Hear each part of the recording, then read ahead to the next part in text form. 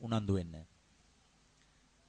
හොඳයි අපි ක්‍රියා 18 වෙනි පරිච්ඡේදයේ 26 වෙනි පරිච්ඡේදයේ ක්‍රියා 26 වෙනි පරිච්ඡේදයේ 18 වෙනි පදයට අපි අවධානය යොමු කරන්නට යනවා. සියලු දෙනා තමන්ගේ බයිබලයේ ක්‍රියා 26 වෙනි පරිච්ඡේදය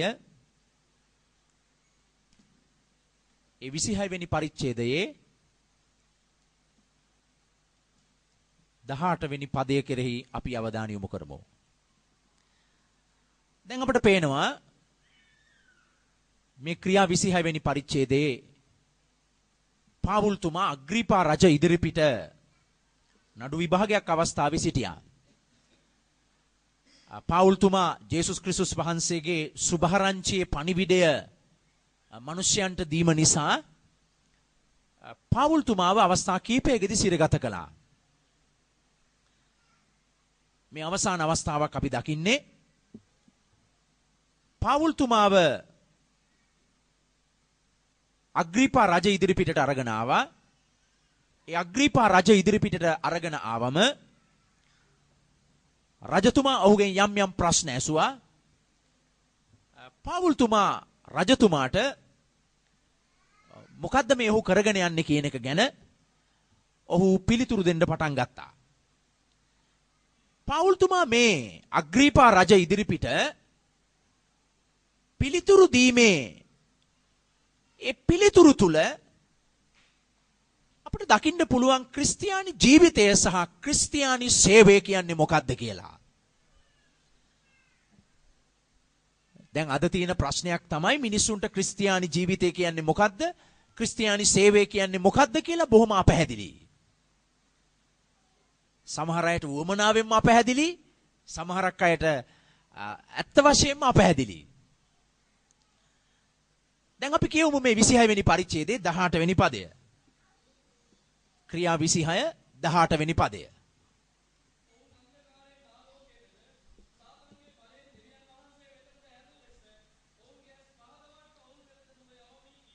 හොඳයි. පාවුල්තුමා මේ අවස්ථාවේ කිව්වේ පාවුල්තුමා ඒකේ 16 17 පදවල කියාගෙන ඇවිල්ලා විස්තර කරගෙන එනවා. මම අශ්වයා පිට එනකොට මහත් ආලෝකයක් මට වැටුණා. මම ක්‍රිස්තියානි අයව මරන්න ගියේ. ක්‍රිස්තියානි අයව මරන්න මම යනකොට මහත් ආලෝකයක් මා කරා පැමුණුණා. මට ඇසුණා සාවුල් නුඹ මට පීඩා කරන්නේ ඇයි? මක් නිසාද? ඒ කියනවත් සමගම පාවුල් කියනවා මම බිම වැටුණා. එදා තමයි ජේසුස් ක්‍රිස්තුස් වහන්සේ මගේ ජීවිතයට අනාවරණය වුණේ, එළිදරව් වුණේ කියලා. මේ විස්තරය කියලා පාවුල්තුමා කියනවා ඒ අනාවරණය වෙච්ච ඒ එළිදරව් වුණු එදා ඔහුට මුණ ගැසුණු ජේසු ඔහුව කැඳවා ගත්තා දෙවියන් වහන්සේගේ රාජ්‍ය ගොඩනැගීම සඳහා. මේ විස්තරය කියද්දි පාවුල් කොහොමද මේ විස්තරය විස්තර කරන්නේ? 18 වෙනි පදේ යලිත් කියවන්න.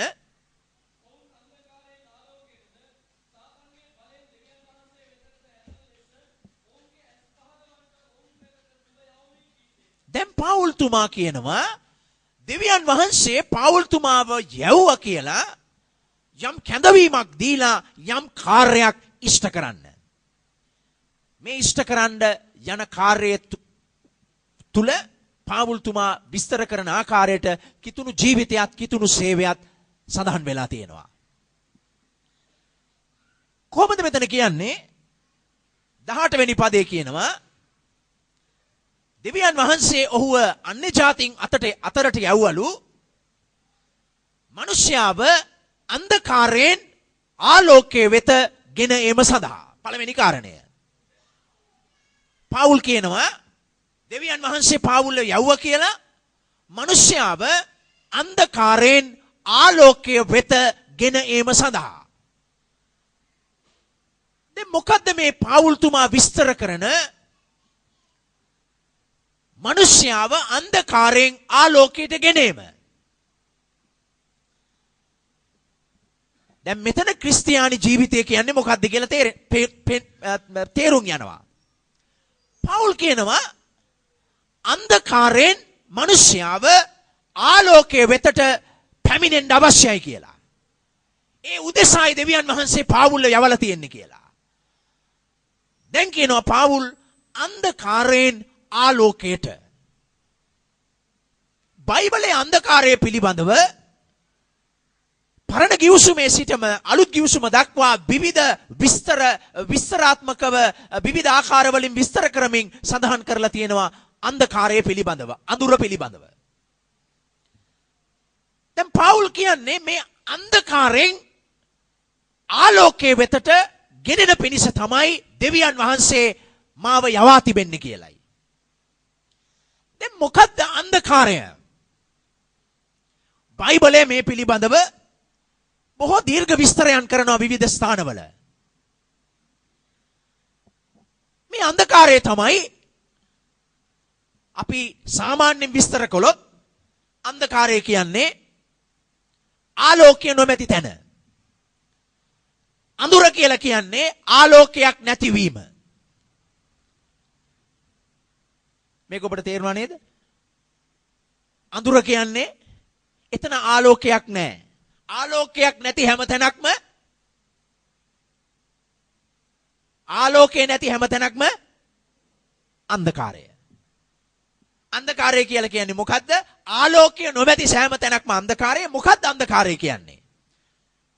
අපිට පේනවා අන්ධකාරයේදී, අපි දන්නවා අන්ධකාරයේදී අපිට කිසිවක් පේන්නේ නැහැ. අන්ධකාරයේදී අපට පැහැදිලි නැහැ.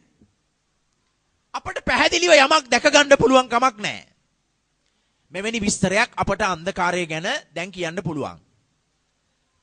බයිබලයේ අන්ධකාරය ගැන සඳහන් වෙන විවිධ ස්ථානවල විවිධ ආකාරයේ විස්තරයන් කර තිබෙනවා. පුළුල්ව ගත්තොත් විවිධ අවස්ථාවන් වල අන්ධකාරය කියන එක විස්තර කරනවා දෙවියන් වහන්සේට විරුද්ධ, දෙවියන් වහන්සේට පිළිකුල්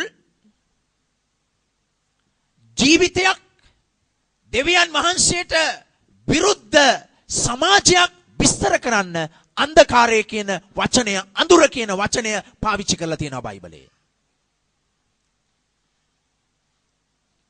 දෙවියන් වහන්සේට විරුද්ධ, දෙවියන් වහන්සේ ප්‍රතික්ෂේප කරන, දෙවියන් වහන්සේට නොගැලපෙන ජීවිතයක්, ජීවිත රටාවක්, සමාජයක් විස්තර කරන්න බයිබලයේ මේ අඳුර කියන වචනය පාවිච්චි කරලා තියෙනවා. දැන් පවුල්තුමා කියන්නේ මොකද්ද? දෙවියන් වහන්සේ අන්ධකාරයෙන් විශ්මපත් ආලෝකයට මිනිස්යාව ගෙනෙන්න උන්වහන්සේ කැඳවලා තියෙනවා කියලා කියනවා පාවුල්ව. දැන් මොකද්ද අපේ ක්‍රිස්තියානි ජීවිතය කියන්නේ නම්? අන්ධකාරයෙන් ඒ විශ්මපත් ආලෝකය වූ ජේසුස් ක්‍රිස්තුස් වහන්සේ වෙතට පැමිණීම. දෙවියන් වහන්සේට විරුද්ධ ජීවිතයකින් අපි ජීවත් වුණා. දෙවියන් වහන්සේ පිළිකුල් කරන, දෙවියන් වහන්සේ පා කරන, දෙවියන් වහන්සේ ප්‍රතික්ෂේප කරන, දෙවියන් වහන්සේට හිමි විය යුතු තැන නොදෙන සමාජයක් තුලින්, ජීවිතයක් තුලින් දෙවියන් වහන්සේ අපිව දැන් දෙවියන් වහන්සේගේ දරුවන් කරගෙන තිබෙනවා. මේක ක්‍රිස්තියානි ජීවිතය.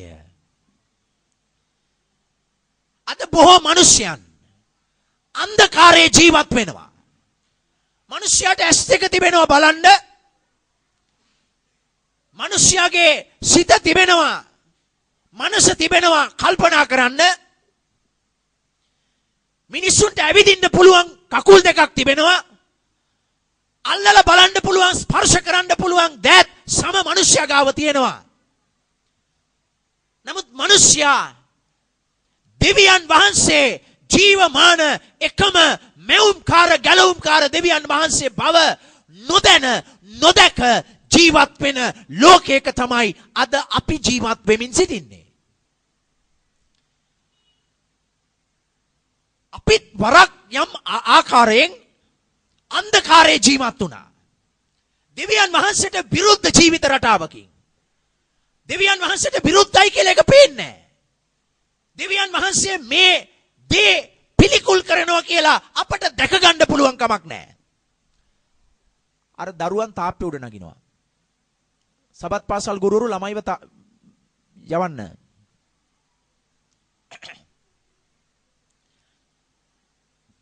දැන් අපිට පෙනුනේ නැහැ. අපිට දකින්න පුළුවන්කමක් ලැබුණේ නැහැ. දෙවියන් වහන්සේව හරියාකාරව.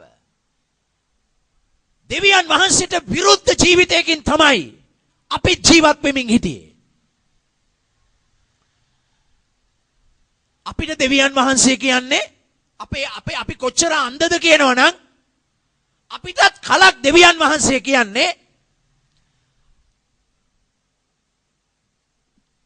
අර රූප පේලියක් තියෙනවා. එක එක જાතියේ දෙවිවරු ඒ රූපවල ඇඳලා තියෙනවා. හොඬවැල් තියෙන දෙවිවරු හිටියා. ගොඩක් අත් තියෙන දෙවිවරු ඉන්නවා. දැන් ඒ වගේ විවිධ දෙවිවරුන් අස්සේ අපි ජේසුවත් දාලා අපි කියනවා එයත් මේ වගේ කෙනෙක්. ඊට පස්සේ ජේසුට පසු කාලේ සේවය කරලා ජීවිතේ පරිත්‍යාග කළ ශාන්තුවරයන්වත් එතනට දාලා අපි කියනවා එයත් ඒ වගේ කෙනෙක්. එතකොට මොකද්ද වෙලා තියෙන්නේ? අපට පැහැදිලි නෑ අපේ දෙවි පියාණන් වහන්සේ කියන්නේ කවුද කියලා. අපිට පැහැදිලි නෑ. අපිට තේරුම් ගන්න බෑ. අපි හිතන්නේ අපිට තේරිලා තියෙන්නේ අර වගේ දෙවියෝ සමානයි අපේ දෙවියෝ. අර වගේ ශාන්තුවරු සමානයි මෙවුම්කාර එකම දෙවියන් වහන්සේ. ඒ හින්දා ඒ ගොඩේ ඒ සමානම පින්තූරයක් තියලා ඔක්කොටම එක පහන ගානේ පත්තු කරලා තියෙනවා. දැන් ඒකෙන් අදහස් වෙන්නේ මොකද්ද? අපිට පැහැදිලි නෑ අපගේ දෙවියන් වහන්සේ කියන්නේ කවුද? මේ දුෂ්ට නපුරු ලෝකයේ තුල අපේ සිත් වැසී තිබෙනවා, අඳුරු වී තිබෙනවා. දෙවියන් වහන්සේව හරියාකාරව දැක දැන තේරුම් නොගන්නා පිණිස. එවැනි සමාජයක් තුලින් තමයි අපි සියලු දෙනා අද ජේසුස් ක්‍රිස්තුස් වහන්සේ වෙතට ඇවිල්ලා තියෙන්නේ. අඳුර එක පැත්තකින් බයිබලයේ විස්තර වෙන්නේ දූෂිත දෙවියන් වහන්සේට විරුද්ධ ජීවිතයක් සහ සමාජයක්. අපිත් එවැනි සමාජයක් තුලින් තමයි අද දෙවියන් වහන්සේ වෙතට ඇවිල්ලා තියෙන්නේ.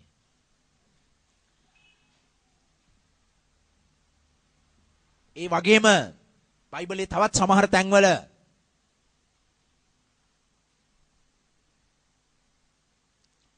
මේ අඳුර කියන එක විස්තර කරනවා සදාකාලික දඬුවම පිළිබඳව. අඳුර කියන එක විස්තර කරනවා සදාකාලික දඬුවම. මේ දේ මතෙව් 21 වෙනි පරිච්ඡේදයේ 13 වෙනි පදේ වගේ තැන්වල බැලුවොත් ඔබට පෙනෙයි. මතෙව් සමාවෙන්නේ මතෙව් 22 වෙනි පරිච්ඡේදයේ 13 වෙනි පදේ. මතෙව් 22 13. දැන් කියවන්න එපා. ඔබ බැලුවොත් ඔබට පෙනෙයි. අඳුර ගැන විස්තර කරන්නේ සදාකාලික දඬුවම ගැන. සදාකාලික දඬුවමක්. ඒ නිසානේ අර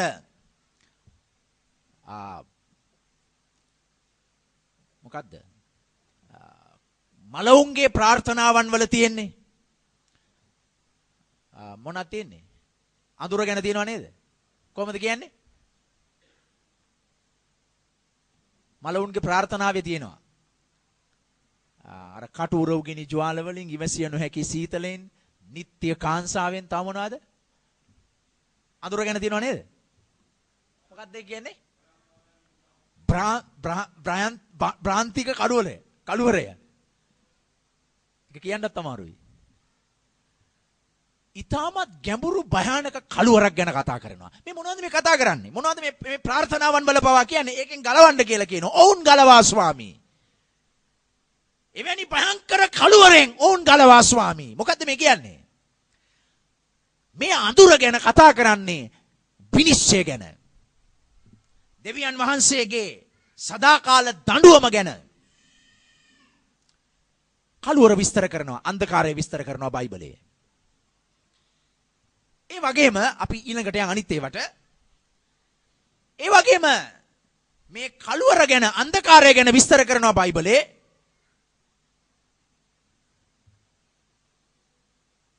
දෙවියන් වහන්සේව හඳුනා නොගත් අවිද්‍යාවෙන් ජීවත් වෙන දෙවියන් වහන්සේව විශ්වාස නොකරන දෙවියන් වහන්සේ කරේ කිසිදු විශ්වාසයක් තබන්නේ නැති තත්වය රෝම පළවෙනි පරිච්ඡේදයේ 21 වෙනි පදේ අන්ධකාරය කියලා විස්තර කරනවා. රෝම පළවෙනි පරිච්ඡේදයේ 21 වෙනි පදේ මේ අන්ධකාරය කියන එක විස්තර කරනවා. අවිද්‍යාව, දෙවියන් වහන්සේ කෙරෙහි විශ්වාසයක් නොමැති අවිශ්වාස, දෙවියන් වහන්සේව ප්‍රතික්ෂේප කරන තත්වය අන්ධකාරය හැටියට රෝම පළවෙනි පරිච්ඡේදයේ 21 වෙනි පදේ කියනවා. ඒ වගේම එපිස 5 වෙනි පරිච්ඡේදයේ 11 වෙනි පදය, එපිස 5 වෙනි පරිච්ඡේදයේ 11 වෙනි පදයට උඩින් 4-5 පදවල ඉඳලම ඔබ බැලුවොත් ඔබට පෙනෙයි, දෙවෙනි පදේ ඉඳලම බැලුවොත් ඔබට පෙනෙයි මේ එපිස 5 වෙනි පරිච්ඡේදයේදී අන්ධකාරය කියන එක විස්තර කරනවා මිනිස්යාගේ ජීවිතයේ තියෙන සදාචාර විරෝධී ජීවිත ක්‍රියාවන් ගැන. ඔබට ඒක තේරුණා නේද? සදාචාර විරෝධී ජීවිත ක්‍රියාවල්, හැසිරීම, වැරදි සදාචාරයට පටහැනි ජීවිතේ ජීවත් වීම අන්ධකාරය හැටියට එපිස 5 වෙනි පරිච්ඡේදයේ කතා කරනවා. විශේෂයෙන් 5 වෙනි පදයේ ඒ ගැන අවධානය යොමු කරනවා. ඒ ක්‍රියාවන් ගැන 5, 6, 7, 8 පදවල දිගටම කතා කරගෙන එනවා. ඔබට ඒ බව පස්සේ බැලුවොත් පෙනෙයි.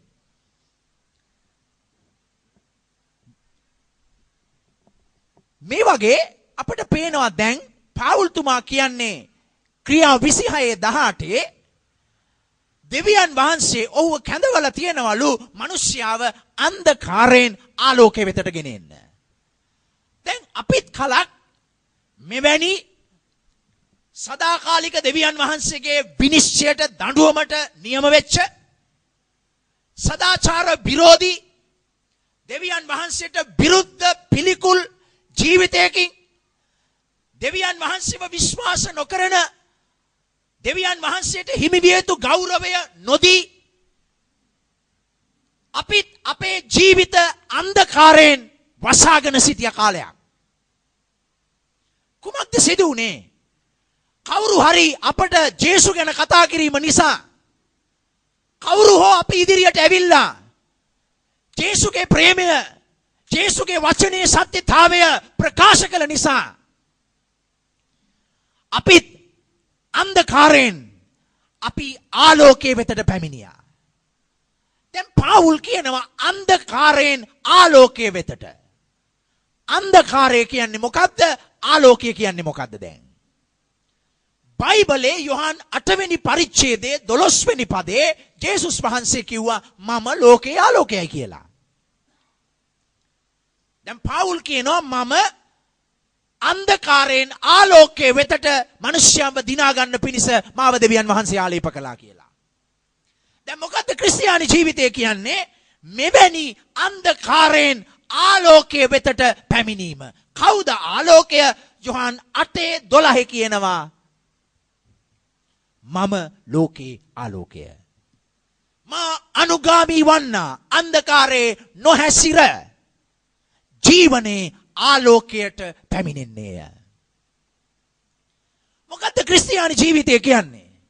මෙන්න පාවුල්ගේ කැඳවීම තුල අපිට තේරුම් ගන්න පුළුවන් දෙයක් තියෙනවා. ඒ තමයි මොකද්ද කිතුණු ජීවිතය කියන්නේ? නිකන් සම්ප්‍රදායක් රැකීම නෙවෙයි ක්‍රිස්තියානි ජීවිතය කියන්නේ.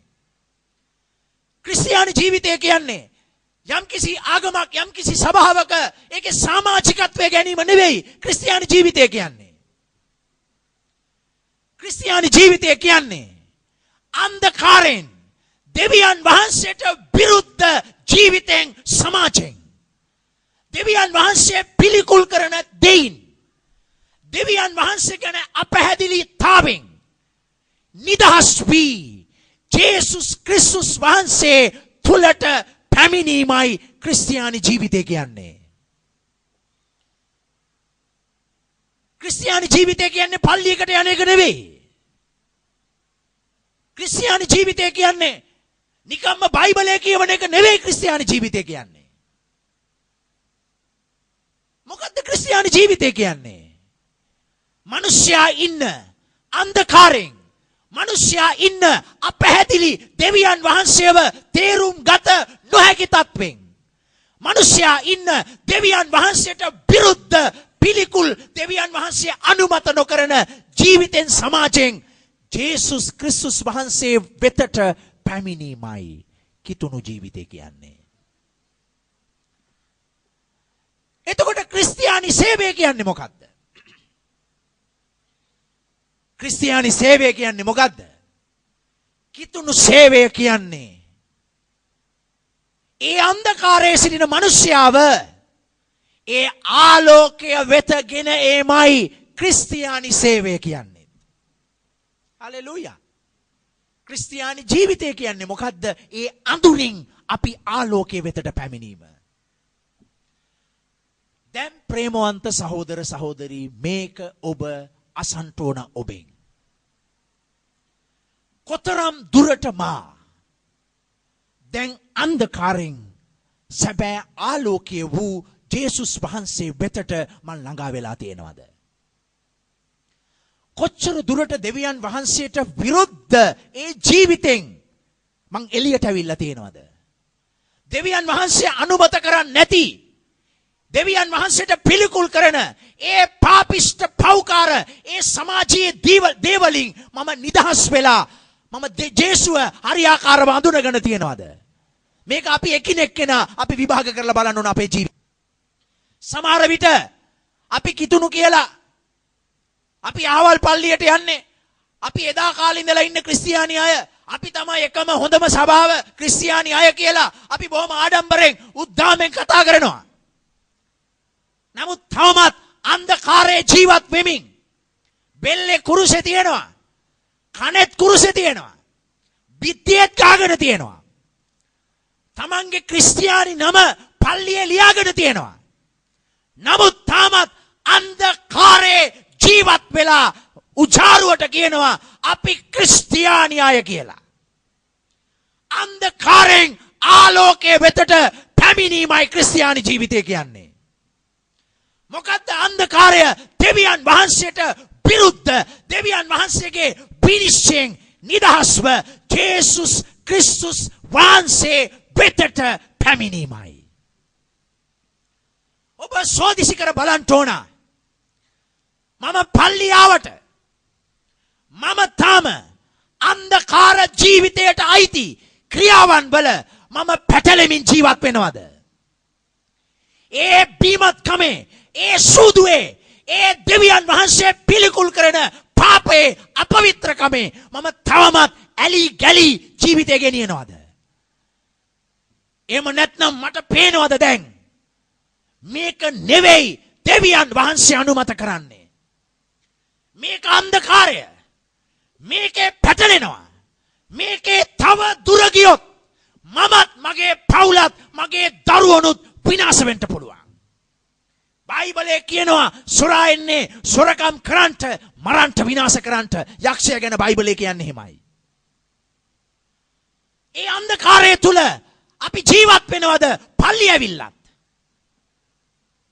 ඒ අන්ධකාරය තුල ජීවත් වෙනවා නම් අපිට සිදු වෙනවා ජේසුස් ක්‍රිස්තුස් වහන්සේ පිටට අපේ ජීවිතය පැමිණෙන්න. ඒ අන්ධකාරය තුල අපිට තේරෙන්නේ නැහැ. අපිට වැටහෙන්නේ නැහැ. ආලෝකේ වැටෙන විට තමයි අපිට වැටහෙන්න පටන් ගන්නේ මේක දෙවියන් වහන්සේට විරුද්ධයි. අන්ධකාරය තුල ජීවත් වෙනකන් ඊට ආලෝකේ වැටෙන තෙක් අපි හැම විටම හිතන්නේ අපි කරන් යන දේ හරි කියලායි. අපි හම්බ කරන විදිය අපිම අනුමත කරගන්නවා. ඒක ප්‍රශ්නයක් නෑ. ඒකේ කොතරම් වටිමුණත් ඒක ප්‍රශ්නයක්. ඒක ඕන තරම් අය කරනවා. සාමාන්‍ය මිනිස්සු හම්බ කර ගැනීම මේක තමයි. ඒක නිසා ප්‍රශ්නයක් නෑ. පොදුවේ සමාජයේ හැම මිනිහෙක්ම මෙවැනි දේවල් කරලා ඕන තරම් හම්බ කරගන්නවා. ඒකට ප්‍රශ්නයක් නැහැ. ඒ අඳුර අපිට වටහා ගන්න දෙන්නේ නැහැ. සැබෑව. මම මේ කරන රස්සාවෙන් අනිත් අයගේ ජීවිත නාස්ති වෙනව නේද? මම මේ කරන රස්සාවෙන් අනිත් අයගේ ජීවිත විනාශ කරනව නේද? අනිත් අයගේ පවුල් විනාශ කරනව නේද? නෑ, එහෙම එකක් පේන්නේ නෑ. අන්ධකාරය තුල මට පැහැදිලි නෑ ජීවිතේ. සත්‍ය. ආලෝකයේ වැටෙන විට කුමක්ද සිදු වෙන්නේ? අපි දකින්න පටන් ගන්නවා. අපි දිවෙන්න පටන් ගන්නවා. අපි සමාව ගන්න පටන් ගන්නවා. අපේ ජීවිත රටාව, අපේ සමාජය අපි වෙනස් කරන්න තීරණයක් ගන්නවා. ආලෝකයේ වැටෙන විට අඳුරේ තිබෙන දේ ප්‍රකාශ වෙන්න පටන් ගන්නවා. එපිස 5 වෙනි පරිච්ඡේදයේ කියනවා. අපිත් කලක් අන්ධකාරයේ ජීවත් වුණා. අපිටම ගාණක් නැහැ සමහර පාපයන් අපි කරගෙන යනවා. අපි මේ පාපයන් දිගටම කරගෙන ගිහිල්ලා අපි ඒක සාධාරණීකරණයක් කරගන්නවා. අපි අන්ධකාරයේ ජීවත් වෙනකොට අපිට එහෙම කල්පනාවක් තමයි තිබුණේ. මේ විදියට මම කතා කරන එක කොච්චර හරිද වැරදිද? අපිට එහෙම ගාණක් නැහැ. අපිට ඕන භාෂාව අපේ ගෙදර අපි පාවිච්චි කළා. අපිට ඕන විදියට අපි විනෝද වුණා. අපිට ඕන විදියෙන් අපි අපිව සතුටු කරගත්තා. ඒක වැරදි නේද? නෑ, එහෙම පෙනෙන්නේ නෑ අපට. අන්ධකාරය තුල සිටියේදී. මම දෙවියන් වහන්සේට විරුද්ධ වෙන විදියෙන් නේද මගේ මේ සතුට පාවිච්චි කරලා තියෙන්නේ? නෑ, ඒක පේන්නේ අන්ධකාරය තුල ජීවත් වෙන විට. ජේසු අපේ ජීවිතයට පැමිණෙන විට ජේසුගේ සුභාරංචියේ ආලෝකය මිනිස්යාගේ ජීවිතයට පැමිණෙන විට කුමක්ද සිදු වෙන්නේ? මිනිස්යා කියන්ට යනවා, ජේසුනි මට සමා වෙන්න. මම ඔබට විරුද්ධවයි ජීවිතය අරගෙන ගියේ. ජේසුනි මට සමා වෙන්න. මම ජීවත් වුණේ ඔබ වහන්සේ අනුමත නොකරන රැකියාවක් කරමින්. මට සමා වෙන්න. මට පේනවා මම ඔබ වහන්සේට විරුද්ධව යමින් සිටියා කියලා. මෙන්න ආලෝකය. ජේසුස් වහන්සේ කිව්වා මම ලෝකයේ ආලෝකය. මා අනුගාමී වන්නා අන්ධකාරේ නොහැසිර ජීවනයේ ආලෝකය ලබන්නේ. ජේසුස් වහන්සේ වෙතට පැමිණෙනකොට අපිට දැන් පේන්න පටන් ගත්තා. මේක මම දෙවියන් වහන්සේට විරුද්ධයි. මේ කරන් යන දේ විරුද්ධයි. මගේ රැකියාව දෙවියන් වහන්සේට විරුද්ධයි. මගේ මේ විනෝදය දෙවියන් වහන්සේට විරුද්ධයි. ඒ ආලෝකයේ වැටෙනකොට අපි දැක්කා. මගේ බීමත්කම, මගේ සූදුව, මගේ මේ වැරදි සම්බන්ධය දෙවියන් වහන්සේට විරුද්ධයි. ආලෝකය වැටුනොත් විතරයි අපට දැක ගන්න පුළුවන් වෙන්නේ දෙවියන් වහන්සේට විරුද්ධව තිබෙනවා කියලා. ඒ ආලෝකය අප කරා වැටෙන විට අපිම කියනවා අනේ ස්වාමිනී මට සමා වෙන්න. අනේ ස්වාමිනී මට සමා වෙන්න. ඒ ආලෝකේ වැටෙනකොට පේදුරු කිව්වා ස්වාමිනී මම පව්කාරයෙක් මා වෙතින් අයින් වෙන්න. මග්දලාවේ මරියා වෙත ආලෝකේ වැටෙනකොට මග්දලාවේ මරියා පසුතැවිලි වුණා. විනාශ වුණා. සාකේවුස් වෙත ඒ ආලෝකේ වැටෙන විට සාකේවුස් විනාශ වුණා. ඔව් අයිතු ලෙසම ගතනම් ඔව් 4 ගුණයකින් යලි දෙන්න තීරණය කළා. ඒ ආලෝකයේ වැටෙන විට ජේසු ඒ ආලෝකයේ වැටෙන විට හැම කෙනෙක්ම සමාජයේ පාපය දූෂිත තත්වය දකින්න පටන් ගන්නවා. ඊට පිළියම් යොදන්න ක්‍රියා කරනවා. ඒ ආලෝකයේ වැටෙන විට ලෝකයේ තත්වය පෙනෙන්න පටන් ගන්නවා. ජේසුගේ ආලෝකයේ වැටෙන විට අපේ ගමේ තත්වය අපට දැසින් පේන්න පටන් ගන්නවා. අපේ පෞල් ජීවිතේ, අපේ පුද්ගලික ජීවිතවල තත්වය අපට පේන්න පටන් ගන්නවා. ඒ ආලෝකයේ වැටෙන විට. පෞල් ඒකයි කිව්වේ. දෙවියන් වහන්සේ මා කැඳවා තිබෙන්නේ අන්ධකාරයෙන් විශ්මපත් ආලෝකයේ වෙතට මිනිස්යව ගෙනෙන්න. අද කිතුණු ජීවිතයට අපි පැමිණ සිටිනවා. අපිට දැන් පේනවා. යෝදේ ඔබ බයිබල් පද පෙරළුවේ නැහැ. මම පෙරලන්න අවස්ථාවක් දුන්නේ නැහැ. හරි මේක පෙරලමු. යොහන් පළවෙනි පරිච්ඡේදය.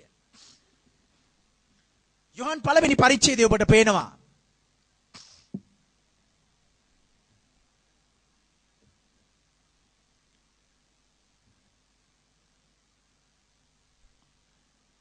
නවවෙනි පදයේ සිට 10 වෙනි පදේ. බලන්න 9 10 පද.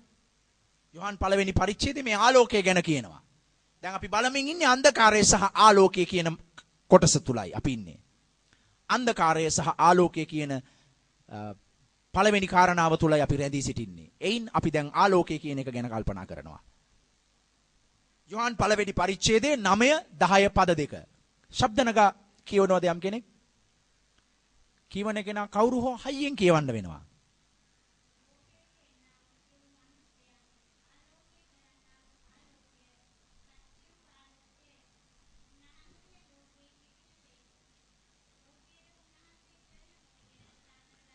යොහන් පළවෙනි පරිච්ඡේදයේ සුදු යොහන් ජේසුස් වහන්සේව විස්තර කරනවා. කොහොමද විස්තර කරන්නේ? 7 වෙනි පදේ සමාවෙන්න 9 වෙනි පදේ ලෝකයට එන්නා වූ සියලු මිනිස්යන් ආලෝක කරන්නා වූ ආලෝකය සත්‍යයේ ආලෝකයයි. කාගෙන්ද මේ යොහන් විස්තර කරන්නේ? ජේසුස් ක්‍රිස්තුස් වහන්සේ ගැන. අපිට පේනවා මේ යොහන් පළවෙනි පරිච්ඡේදයේ පටන් ගැනීම වාක්‍ය අනුව සිටිසේක වාක්‍ය අනුව දෙවියන් වහන්සේ සම සිටිසේක මෙසේ කියමින් යොහන් විස්තර කරන්නේ කාවද? ජේසුව. මේ විස්තර කරන ජේසුව විස්තර කිරීමේදී යොහන් කියනවා කොහොමද කියන්නේ? 9 වෙනි පදේ ලෝකයට එන්නා වූ ඊට පස්සේ කියනවා මොකද්ද?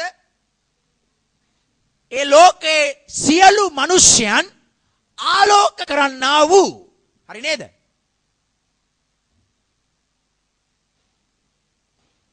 සත්‍යතාවේ ආලෝකය ජේසුස් වහන්සේ කියලා. දැන් ලෝකයට එන්නා වූ ඒ මිනිස්යන් වෙතට පැමිණෙන මේ සත්‍යතාවේ ආලෝකයේ තනන් වහන්සේ ලෝකයට ආවම ලෝකේ මිනිසයා ඒ ආලෝකය පිළිගත්තේ නැහැ. මිනිසයා අන්ධකාරයේ සිටිනවා. නමුත් මිනිසයා ජේසුස් වහන්සේව පිළිගන්න සූදානම් වුණේ නැහැ. නමුත් බයිබලයේ කියන්නේ මේ 9 වෙනි පදේ කියන්නේ ලෝකයට එන්නා වූ මේ තනන් වහන්සේ සියලු මිනිස්යන්ව ආලෝක කරන්නා වූ තනන් වහන්සේ. එහෙනම් සියලු මිනිස්යන් ඉන්නේ කොතනද? අන්ධකාරයේ. ලෝකයේ සිටින සියලු මිනිස්යන් ආලෝක කරන්නා වූ. එහෙනම් මිනිසයා සිටින්නේ කොතනද? අන්ධකාරයේ. එතකොට මේ අන්ධකාරය අපි බැලුවා විස්තර කීපයකින් අන්ධකාරය ගැන විස්තර කරනවා. ඒ මිනිස්යාව ආලෝක කරන තනන් වහන්සේ තමයි ජේසුස් වහන්සේ. ඒ ජේසුස් වහන්සේ සත්‍යතාවේ ආලෝකයේ තනන් වහන්සේ. ඊට පස්සේ මොනවද 10 පදේ කියන්නේ? උන්වහන්සේ මේ ලෝකයට ඇවිල්ලා උන්වහන්සේ මේ ලෝකෙට හිටියා. ඊළඟට මේ ලෝකයත් ඒ උන්වහන්සේ තුලින් තමයි සෑදුවේ කියලා කියනවා. ඊළඟට නමුත් ඒ ආලෝකයේ තනන් වහන්සේව ලෝකයා හඳුනගත්තේ නැහැ. ඒ නිසා තමයි අර කිව් දෙවිවරු සමානයි ජේසු. ආලෝකයේ තනන් වහන්සේව හඳුනන්නේ. ඒ තමයි අන්ධකාරයේ ජීවත් වෙන මිනිස්යාව ආලෝකමත් කරන්නා වූ පාපයෙන් ශාපයෙන් මිනිස්යාව නිදහස් කරන්නා වූ තනන් වහන්සේ බව මිනිස්යා දකින්නේ හඳුනන්නේ නැහැ. යොහන්තුමා බොහොම පැහැදිලිව කියනවා උන්වහන්සේ මේ ලෝකයට ආවා. අන්ධකාරයේ මිනිස්යාව මුදා ගන්නට ආවා. නමුත් ඔවුන් උන්වහන්සේව හඳුනන්නේ නැතයි කියලා කියනවා. දැන් අදත් ඒක තමයි. අපි තමයි හොඳම ක්‍රිස්තියානි අය කියලා අත ඔසවලා හිස වනලා අත වනලා කිව්වට තාම දන්නේ. අපි වගේ දෙවියන් වහන්සේට සේවය කරපු මිනිස්සු සමානයි ධන දෙවියෝ. ඊට සමානයි විෂ්ණු දෙවියෝ. ඊට සමානයි සායි බාබා. ඊට සමානයි ජේසු. මෙන්න ක්‍රිස්තියානිකාරයෝ. දැන් ඉන්න ක්‍රිස්තියානිකාරයෝ ඔළුවෙන් හිටගෙන ඉන්නේ. ඒකනේ දැන් ඉන්න ක්‍රිස්තියානි අයට කියන්නේ කිතුණුවන්ට කියන්නේ තවත් කිතුණුවෝ. පන්සල් ගියාට කවන්නේ නැහැ. කෝවිල් ගියාට කවන්නේ නැහැ. වෙන වෙන සභාවල් වලට යන්න එපා. කෝවිල් යන්න. කෝවිල් ගිහලා පොල් ගන්න. පන්සල් ගිහිල්ලා තවත් මොකක් හරි කියන්න. සාදු කියන්න. ක්‍රිස්තියානි පල්ලි වලට යන්න. පොයි එක භයානකයි. දැන් ක්‍රිස්තියානිකම කියන එක දන්නේ නැහැ. මොකද්ද ක්‍රිස්තියානි ජීවිතය? සභාව නෙවෙයි ක්‍රිස්තියානි ජීවිතය කියන්නේ. පල්ලියක් නෙවෙයි ක්‍රිස්තියානි ජීවිතය කියන්නේ. ක්‍රිස්තියානි ජීවිතය කියන්නේ අන්ධකාරයෙන් ජේසුස් ක්‍රිස්තුස් වහන්සේ වූ ආලෝකයේ තනන් වහන්සේ වෙතට පැමිණීමයි. එහෙම එන්නේ නැතුව පල්ලි හදන් පල්ලියක හිටියට අපි වැඩක් වෙන්නේ නැහැ. අපි තමයි හොඳම ක්‍රිස්තියානි අය කියලා ඔළුව වනලා අත වැනුවට වැඩක් නැහැ. තාම අන්ධකාරයේ ජීවත් වෙනවා නම් බීමත් කමේ ජීවත් වෙනවා නම් ඒ අපවිත්‍ර කම් වල තාම ජීවිතය ගෙනියනවා නම් දෙවියන් වහන්සේට විරුද්ධ ජීවිතයකින් අපි ජීවත් වෙමින් සිටිනවා නම් අපි ක්‍රිස්තියානි කියලා ලොකුවට කතා කළාට වැඩක් නැහැ. ජේසු මේ ලෝකෙට ආවේ අන්ධකාරයේ සිටින මිනිස්යාව පාපයෙන් මුදා ගන්න පිණිසයි. ඒ ආලෝකයේ තනන් වහන්සේව අපේ ජීවිතයට ලබා ගැනීම අත්‍යවශ්‍යයි ක්‍රිස්තියානි ජීවිතයක් ගත කරන්න නම්. ඒ නිසා සැබෑ ක්‍රිස්තියානි ජීවිතය කියන්නේ ඒ ආලෝකයේ තනන් වහන්සේ වූ ජේසු සමග ජීවත් වීම ගමන් කිරීම. දැන් වැඩේ තියෙන්නේ මොකක්ද ඊළඟට? බලන්න මේ පළවෙනි පරිච්ඡේදයේ 6 වෙනි පදේ ඉඳලා 8 වෙනි පදේ පොඩ්ඩක් ඊට උඩ මෙන්න අපේ ක්‍රිස්තියානි ජීවිතය ඊළඟට මෙන්න අපේ ක්‍රිස්තියානි සේවයත් එතන අපිට පෙන්නනවා. මොනවද? 6 වෙනි පදේ ඉඳලා 8 වෙනි පදේ.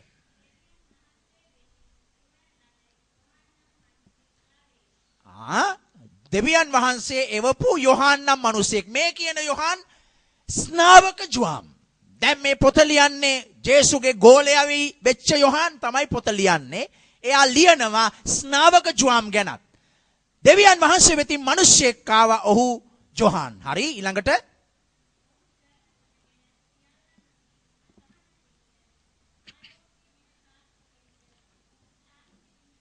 දැන් ආලෝකයේ කවුද? ජේසුස් වහන්සේ. දැන් මේ යොහාන් ආවේ මොකටද? ආලෝකය පිළිබඳව සාක්ෂි දෙන්න. කවුද ආලෝකය එතකොට? ජේසුස් වහන්සේ. එතකොට යොහාන් කවුද? ඒ ආලෝකයේ වෙතට මඟ සලසන්නා තමයි යොහාන් බෞතිස්ත කියන්නේ. ස්නාවක ජුවාම් කියන්නේ. දැන් සුදු යොහාන් ලියනවා දෙවියන් වහන්සේ වෙතින් මිනිසෙක් ආවා.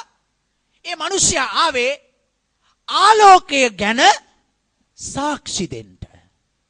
මොකද්ද ක්‍රිස්තියානි සේවය? අන්ධකාරයෙන් ආලෝකය වෙතට මිනිස්යාට මඟ පෙන්වන එක තමයි ක්‍රිස්තියානි සේවය වෙන්නේ. හලෙලූයා. වෙන දෙයක් නෑ ක්‍රිස්තියානි සේවය කියන්නේ. අන්ධකාරයෙන් ආලෝකය වෙතට. කවුද ආලෝකය? ජේසුස් ක්‍රිස්තුස් වහන්සේ වෙතට මිනිස්යාව පැමිණීම. ප්‍රේමවන්ත සහෝදර සහෝදරී, මේ ස්ථානයේ වාඩි වී සිටින ඔබත් මාත් එක අපි අන්ධකාරයෙන් එළියට එන්න ඕන.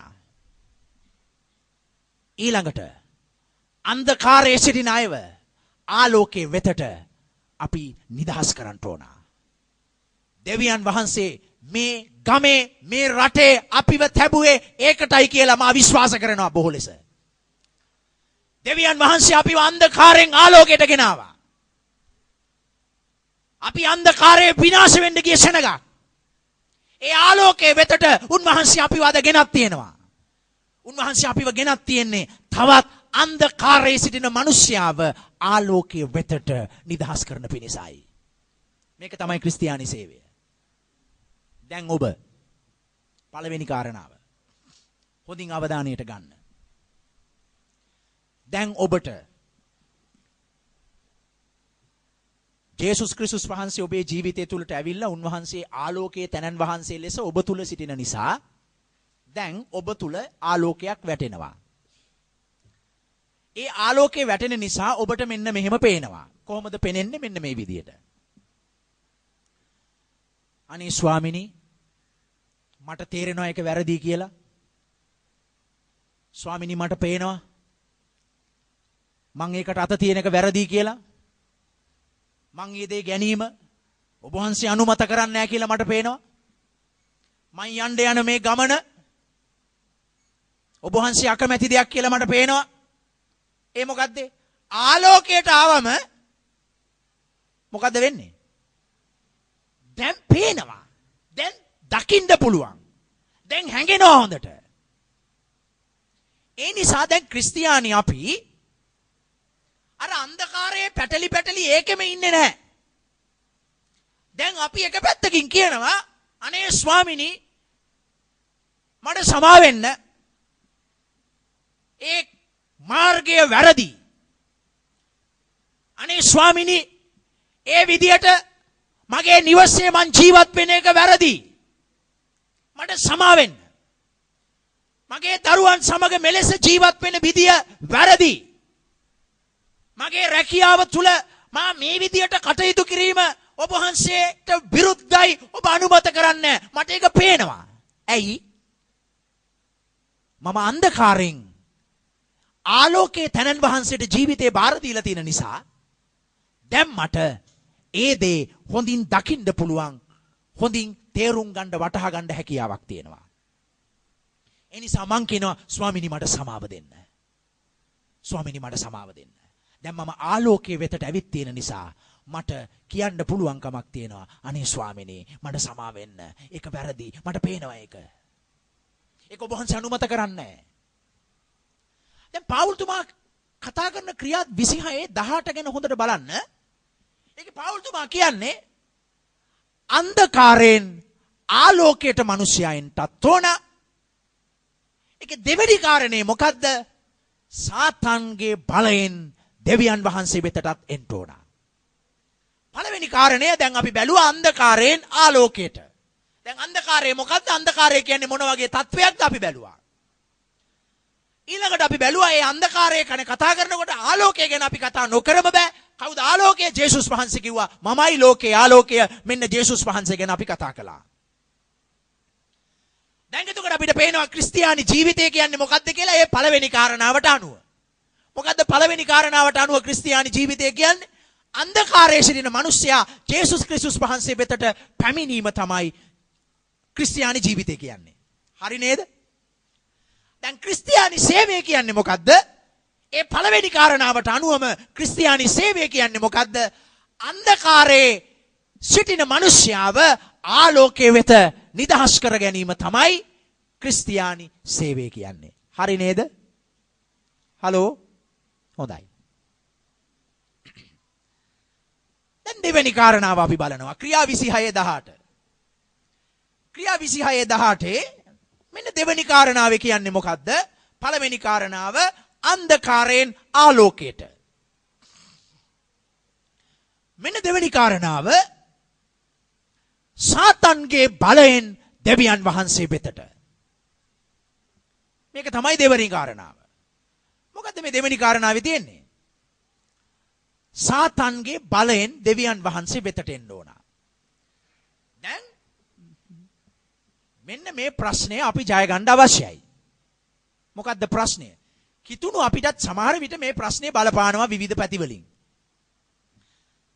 මම අර මුලින් කිව්වා වගේ අපිට මෙන්න මෙහෙම සිතක් තියෙනවා. මේ වගේ මූණ දීම් අපිට තියෙනවා. ඒ කොයි වගේද? මට කියන්න පුළුවන් අනේ ස්වාමිනී මට පේනවා මට පැහැදිලිව තේරෙනවා මම මේ ගමන් කරන විදිය වැරදි කියලා. මට සමා වෙන්න. ඒ මොකද්ද? ආලෝකය අප තුල තිබෙන නිසා අපට වැටහීමක් තියෙනවා. එහෙම නෙවෙයි වෙන්න ඕන කියලා. ආලෝකය අප තුල තියෙන නිසා අපිට වැටහෙනවා සැබෑ වූ එකම දෙවියන් වහන්සේ තමයි අපගේ ප්‍රමුඛතාවය. අනිත් අය ඊට පස්සේ කියලා අපි දන්නවා. ඇයි? ඒ ආලෝකයේ තනන් වහන්සේ අප තුල සිටින නිසා අපට එළිදරව්වක් තිබෙනවා, මඟ පෙන්වීමක් තිබෙනවා. දෙවියන් වහන්සේට හිමි තැන දෙවියන් වහන්සේට දෙන්න. ඒ නිසා දැන් අර පින්තූරු පෙළියේ අපේ දෙවියන් වහන්සේ නැහැ. අපේ දෙවියන් වහන්සේ ඒ පින්තූරු වලටත් උඩින් සර්ව බලධාරීව ඒ සියලු දෙනාට නායකත්වයේ සපයමින් උන්වහන්සේ අජරාමරව ජීවමානව වැඩ සිටිනවා. ආමෙන්. දැන් අපිට ඒක තේරෙනවා. අපිට ඒක පේනවා. දැන් අන්ධකාරය කියන වචනේ සියලු කාරණා ඒ විදිහට අරගෙන ඔබ කල්පනා කරලා බලන්න අපිට දැන් පේනවා. හැබැයි දැන් තව පැත්තකින් ප්‍රශ්නයක් තියෙන්න පුළුවන්. අනේ ස්වාමිනී මට තේරෙනවා මේක වැරදි කියලා. ඒත් මට තාම එළියට එන්න බෑනේ මේකෙන්. සාතන්ගේ බලයෙන් ඔබ නිදහස් වෙන්නත් ඕන. සමහර දේවල් තියෙනවා කිතුණුවන්ගේ ජීවිතය ගැන මේ කියන්නේ. ඔබ අන්ධකාරයෙන් ආලෝකයට ඇවිල්ලා ඔබට දැන් සත්‍යතාවය පේනවා. හැබැයි ඔබට තව ප්‍රශ්නයක් තියෙනවා විසඳගන්න. සමහර විට ඔබ තාම සාතන්ගේ ග්‍රහණයෙන් සම්පූර්ණයෙන් ඔබ නිදහස් වෙලා නැතුව ඔබ යක්ෂයාට හසු වෙලා යක්ෂයාට හසු වෙච්ච උගේ ග්‍රහණයට උගේ බලයට අහු වෙච්ච තත්වයන් තුලින් සත්‍යතාවයේ වැටහෙන ජීවිතයකින් ඔබ ඉදිරියට යන්නත් පුළුවන්. මේක ඔබට තේරුණාද? හලෝ. ඒ කියන්නේ කොහොමද? මම දන්නවා ජේසුණී ඔබ වහන්සේ තමයි ජීවමාන එකම දෙවියන් වහන්සේ කියලා. වෙන කෙනෙක්ට ඔබ වහන්සේට හිමි තැන මම දෙන්නේ නැහැ. අනේ ස්වාමිනී මම දන්නවා මම ගියා වූ ඒ වැරදි නපුරු මාර්ගයන්. ස්වාමිනී මට අදත් පේනවා ඒ මාර්ගයන්.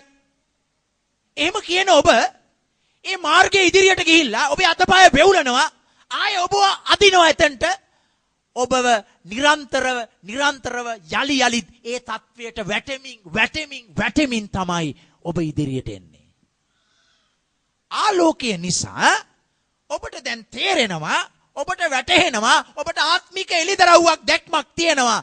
නමුත් ඔබ සාතන්ගේ ඒ සම්පූර්ණ බලයෙන් ඔබ එළියට ගන්න ඔබ තාමත් ක්‍රියාත්මක වෙලා නැති වෙන්න පුළුවන්. ඒ නිසා කිතුණු අපි නිදහසට කරුණු කිය නිදහසට කාරණා ඉදිරිපත් කර ඒ යක්ෂයාගේම ග්‍රහණයන් තුල අපේ ජීවිතේ තියාගෙන ඉන්න පුළුවන්. ඒ නිසා අපි කියනවා ඔව් මන් දන්නවා මේ විදියට ජීවිතේ මේ විදියට මම යන එක තව දුරටත් යාම වැරදි කියලා මන් දන්නවා. ඔව් දන්නවා කී ආයෙ ඉන්නවා ඒකේ. දන්නවා කී ආයෙ ඒක කරගෙන යනවා. සමා වෙන්න ස්වාමිනී මම අද තීරණයක් ගන්නවා ඒක වෙන්නේ නැහැ කියලා. ඒක කිය ආයෙත් ඒකට අවශ්‍ය කරන වටපිටාව සකස් කර ගන්නවා හිමීට ගිහිල්ලා. හොඳින් අසන්න. අපේ ජීවිතේ අපි කතා කරන දේවල්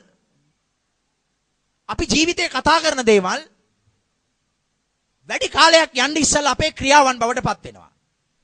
අපි කතා කරන දේවල් අපේ ක්‍රියාවන් බවට පත් වෙනවා. අපේ ක්‍රියාවන් ඉන්පස්සේ අපේ ජීවිත මොනවාද? මම මේ කියලා දිනවා. ජීවිත අපේ වචන ඊළඟට මොනවද වෙන්නේ? අපි කතා කරන වචන අපේ ක්‍රියාවන් බවට පත් වෙනවා. ඊළඟට අපේ ක්‍රියාවන් අපේ ජීවිතේ යම් පුරුදු බවට පත් වෙනවා. ජීවිතේ යම් පුරුද්දක් බවට පත් වෙනවා. පුරුද්දක් කියන්නේ සාමාන්‍යයෙන් කරගෙන යනවා. සාමාන්‍යයෙන් කරනවා. අපේ වචන මේ කාරණා පහ හොඳට අල්ලගන්න. අපේ වචන යම් ක්‍රියාවන් වලට හැරෙන්න පටන් ගන්නවා. ඒ අපේ ක්‍රියාවන් වලට හැරෙන ඒවා තවදුරට කරගෙන ගියොත් ඒවා අපේ ජීවිතේ සාමාන්‍ය පුරුද්දක් බවට පත් වෙනවා. සාමාන්‍ය පුරුද්දක්. ඔය සාමාන්‍ය පුරුද්ද ඔය විදිහටම තියාගෙන ගියාම ඒක ඇහුවොත් කියන්නේ මගේ හැටි එහෙම තමයි මගේ පුරුද්ද ඒක. එහෙමද? එහෙම ඔක යනවද ඉස්සරහට දිගටම? ඒක දිගටම ගියාම වචනය ක්‍රියාව වෙනවා. ක්‍රියාව සාමාන්‍ය පුරුද්දක් වෙනවා. සාමාන්‍ය පුරුද්ද ඇබ්බැහිවීමක් බවට පත් වෙනවා. හතරවෙනි කාරණාව. ඇබ්බැහිවීමක් බවට පත් වෙනවා. ඇබ්බැහිවීමක් කියන්නේ මොකද්ද? කැමති වුණත් අකමැති වුණත් මට එළියට එන්න බෑ. ඒක නැතුවම බෑ. ඒක අත්‍යවශ්‍යයි. ඒක හරියට අර සමහරක් අයට තියෙන්නේ අර සාමාන්‍යයෙන් සල්ලි වියදම් කරන්න නැතුව යන්න තියෙන දේවල් පවා යන්නේ සමහරක් අයට සිගරට් එක ගත්තමනේ. සල්ලි නොදී යන්න පුළුවන් ගමනක් ඒක. නමුත් එයාලට සිගරට් එක නැතුව යන්න බෑ. ඒකට තමයි ඇබ්බැහිවීම කියලා කියන්නේ. ඒ වගේ ජීවිතේ මිනිස්සුන්ට පුළුවන් ජීවිතේ විවිධ දේවල්ට ඇබ්බැහි වෙන්න. කෑමට ඇබ්බැහිවීම තියෙන්න පුළුවන්. කෑම දෛනික ජීවිතයේ අවශ්‍යතාවයක්. ඒක හරි. ජීවිතේ විවිධ දේවල් වලට ඇබ්බැහි වෙන්න පුළුවන්. පටන් ගැම්ම වචන වලින් ඊළඟට ක්‍රියාවක් බවට පත් වෙනවා. ඒක සාමාන්‍ය පුරුද්දක් බවට පත් වෙනවා. සාමාන්‍ය පුරුද්ද ජීවිත ඇබ්බැහිවීමක් බවට පත් වෙනවා. ඇබ්බැහිවීමක්. ඇබ්බැහි වෙලා තියෙන්නේ බෑ කරන්න නැතුවම බෑ. ඔය ඇබ්බැහිවීම ඊළඟට මොකද්ද? තමන්ගේ ජීවිත රටාව බවට පත් වෙනවා. ජීවිත රටාව බවට පත් වෙනවා. ඒ කියන්නේ ඒක ජීවිතේ. මගේ ජීවිතේ ඒක. ඒක ජීවිතේ. එහෙම වුණාට පස්සේ අන්න එවන් තැන්වල තමයි මේ විද්‍යාත්මකව පැහැදිලි කරන කාරණාව එසේ පැහැදිලි කරද්දී අන්න එවන් තැන්වල තමයි මිනිස්යන්ගේ මනස් තුල යක්ෂයා මිනිස්යාව සම්පූර්ණ ග්‍රහණයකට තබා ගන්න අවස්ථාව. සාමාන්‍ය වචන නිකන් විහිළුවට අනේක කිව්වේ. විහිළුවට කියන්නේ සමහර ඒවා. විහිළු වචනයක් හැටියට කිව්වේ. හැබැයි දිගටම කියනවා විහිළු වචනේ. දිගටම කියනවා. මං කවදාද මෙහෙම කරනවා. විහිළුවට කිව්වේ. විහිළු වචනයක්. විහිළු වචනේ කල් යනකොට ක්‍රියාවක් හැටියට වෙනස් වෙන්න පුළුවන්. ක්‍රියාවක් හැටියට වෙනස් වෙච්ච එක දැන් දිගටම ක්‍රියාවක් වෙලා.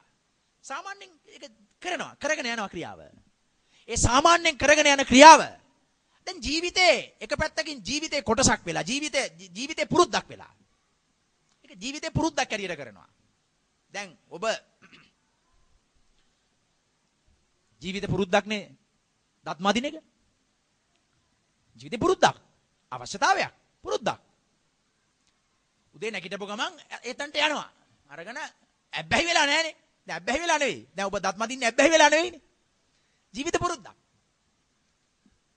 පුරුද්ද කාලය ගත වීමත් එක්ක ඇබ්බැහි වීමක් දක්වා යනවා. ඔබ දන්නවනේ ඇබ්බැහි වීම දැන් මම විස්තර කළා ඉස්සලා ඇබ්බැහි වීම. අතහැර ගන්නම බෑ. කොටුවක් රාමුවක් ඇඳ ඒක ඇතුළෙම ඉඳ හදනවා මොනවා හරි කියනවා සාධාරණ වෙන්න හේතු ගණනාවක් කියනවා. අර හොරපොල් කඩන්න ගහර නැගපු මිනිස්සයා කිව්වනේ තරකොල කපන්න නැග්ගේ කියලා ඒ වගේ කියනවා. කියන්න හේතු මොනවා හරි හදා ගන්නවා. මවා ගන්නවා. ඇබ්බැහි වෙලා. ඇබ්බැහි වීම ඉන් පසුව මිනිස්සෙකුගේ ජීවිත රටාව බවට පත් වෙනවා. ජීවිත රටාවක් තියෙනවා අපේ. ඒ කියන්නේ ජීවිත රටාවක් තියෙනවා මිනිස්සෙකුට. ජීවිත රටාව කියන්නේ මේකයිනේ. මිනිහෙක් සාමාන්‍යයෙන් රාත්‍රියේ නිින්දට යනවා. උදෑසන අවදි වෙනවා. ඊළඟට දෛනික ජීවිත කටයුතු වගේක් තියෙනවානේ. දැන් මේවා ඇවිල්ලා ජීවිත රටාව. කෑම කන්න ඕනේ. නේද? වතුර බොන්න අවශ්‍යයි යම් ප්‍රමාණයක්. ඊළඟට එහෙම තියෙනවා. දැන් ඒක ජීවිත රටාව. ඔය ජීවිත රටාව ඇතුලේ එකක් තියෙනවා. ඒක මගේ ජීවිත රටාවට ගිහිල්ලා. ඒ කියන්නේ ඒක වැරදි දෙයක්, දෙවියන් වහන්සේ අනුමත කරන්නේ නැති දෙයක්, දෙවියන් වහන්සේ පිළිකුල් කරන දෙයක්, අන්ධකාරයේ දෙයක්, යක්ෂයා ඒක මගේ ජීවිතේ දැන් මට එළියට එන්න බැරි. මට නිදහස් වෙන්න බැරි. මට නිදහසේ අත පාවිච්චි කරන්න බැරි. නිදහසේ මගේ සිතුවිලි පාවිච්චි කරන්න බැරි. තැනට දාලා යක්ෂයා ඒක බන්ධනයක් හැටියට මගේ ජීවිතය අල්ලලා තියාගෙන ඉන්නවා. අන්ධකාරයෙන් ආලෝකයටත් සාතන්ගේ බලයෙන් දෙවියන් වහන්සේ වෙතටත් සම්පූර්ණයෙන් හැරෙන්න ඕනි කියලා පාවුල්තුමා කියනවා. ඔබේ ක්‍රිස්තියානි ජීවිතයේ ඔබට තියනවාද එහෙම නිදහස් වෙන්න බැරි ජීවිත කතාවන්, ජීවිත හැසිරීම්, ජීවිත පුරුදු, ජීවිත ඇබ්බැහිකම්, ජීවිත රටාවටම බද්ධ වෙච්ච දේවල් මේවා යක්ෂයා පාවිච්චි කරන්න පුළුවන් ඔබට දෙවියන් වහන්සේට ලං වෙන්න නොදී. දෙවියන් වහන්සේගේ ආදරය තේරුම් ගන්න බැරි වෙන්න ඔබව යක්ෂයා ඒවයින් මත් කරලා තියන්න පුළුවන්. දෙවියන් වහන්සේගේ සුද්ධකම කිලුට වෙලා යන විදියට ඔබේ ජීවිතේ පුරුද්දක් බවට ඒ දේ යක්ෂයා ඔබේ ජීවිතේ තියලා තියෙන්න පුළුවන්. ඒ සියලු දෙයින් යක්ෂයාට අවස්ථාවක් දීලා තියෙනවා ඔබව විනාශ කරමින් දෙවියන් වහන්සේගේ අභිමුඛයෙන් ඈත් කරගෙන යන්න. මෙවැනි අන්ධකාරයේ සාතන්ගේ බලයෙන් දෙවියන් වහන්සේ වෙතට හැරුණු ජීවිතයක් තමයි ක්‍රිස්තියානි ජීවිතය කියන්නේ. දැන් මම පද කීපයක් ඉක්මනින් ඔබට පෙන්වන්නට යනවා. ඒ තමයි සාතන්ගේ බලයෙන් දෙවියන් වහන්සේ වෙතට හැරීම සම්බන්ධව. සාතන්ගේ බලය විවිධ ආකාරවලින් ක්‍රියා කරනවා.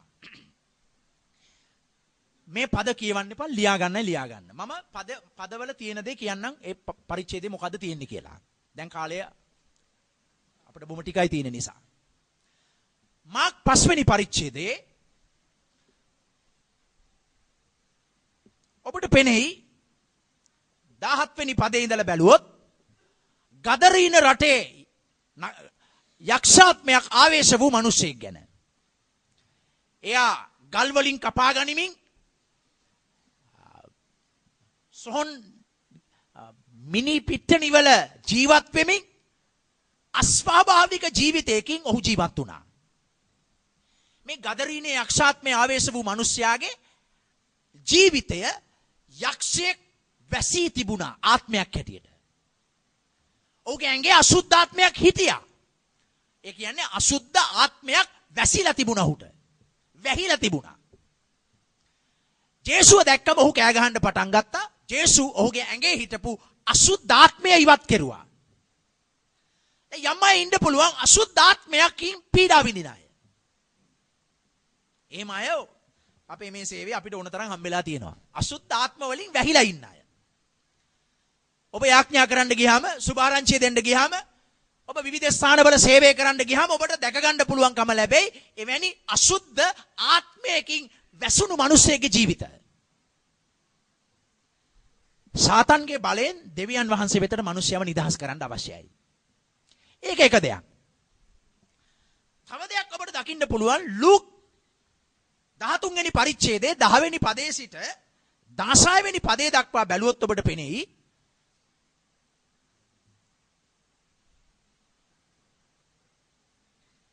මෙතන කුදු ස්ත්‍රියක් ජේසුස් වහන්සේ සබත් දවසේ සුව කරනවා. ඒ කෙනාගේ ඇඟේ අසුද්ධාත්මයක් වැහිලා තිබුණේ නැහැ. අසුද්ධාත්මයක් වැහිලා හූ තියාගෙන කෑ ගහගෙන ගියේ නැහැ. දැන් එහෙමනේ අසුද්ධාත්මයක් වැහුණු කෙනෙක් කෑ ගහනවා, වැටෙනවා, දඟලනවා, පෙරලෙනවා, හූ තියාගෙන යනවා. දැන් අපි හරි ආසයි ඒ වගේ වටනේ. අපි ඇඟට මාර රසයක් එන්නේ ඒ වගේ දේවල් දකින්නකොට තමයි. දැන් එහෙම ඒවා හරි හොඳයි. ඒවා හොඳට ලස්සනට පේනවා. දැන් මේ ස්ත්‍රිය මේ ආච්චි අම්මා කෙනෙක් අවුරුදු ගාණක් කුදුයි. එයා හැමදාම සිනගෝගේට ඇවිල්ලා වාඩි වෙලා හිටියා. දේව වචනේ අහගෙන හිටියා. පල්ලි ආවා. අවුරුදු ගාණක් එයා කුදුව හිටියා. ජේසුස් වහන්සේ ඒ කුදු ස්ත්‍රිය පිට අත තබලා ඇව කුදුකමෙන් නිදහස් කරලා ඔබට පෙනෙයි මේ 16 වෙනි පදයට එනකොට ජේසුස් වහන්සේ කියනවා ඇසිටි ඒ නපුරු ආත්මෙන් මා ඇව නිදහස් කළා කියලා. එහෙම තියනව නේද කියලා බලන්න. කොහොමද තියෙන 16 වෙනි පදේ? පෙරලගත්ත කෙනෙක් ඉන්නවද? එසේනම් 18 අවුරුදු 18ක් ඔව් සාතන් විසින් බැඳ සිටි මේ ස්ත්‍රිය දැන් ජේසුව විස්තර කරන්නේ සාතන් ඇව බැඳලා තිබුණා කියලා. දැන් ඔබ දැක්කද එහෙම මේ සිද්ධිය අවස්ථාවේදී මේ ස්ත්‍රිය දඟලලා කෑ ගහලා හූ නැන්ද ඉන්නේ කියලා එහෙම කෑ ගන්නව නෑ නේ. එහෙම එකක් නෑ. මේ ස්ත්‍රිය ගැන කතා කරන්නේ ඇගේ ජීවිතය සාතන් විසින් බැඳ තබා තිබුණා කියලා විතරයි. දැන් ඒක තවත් එක්තරා අවස්ථාවක්, මොඩල් එකක්. අවස්ථාවක්. දැන් එපිස පොතට හැරෙව්වම දෙවෙනි පරිච්ඡේදයට ඔබට පේනවා තවත් විදියක් කතා කරනවා එපිස දෙවෙනි පරිච්ඡේදයේ සාතන්ගේ බලය ගැන. එපිස දෙවෙනි පරිච්ඡේදය. දෙවෙනි පදය. ඉක්මනින් කියවනවද පෙරලපු කෙනෙක්? එපිස 2:2. ඔන්න අහගන්න. පෙර කාලයේ නුඹලා මේ ලෝකයේ ව්‍යවහාරය ලෙසත්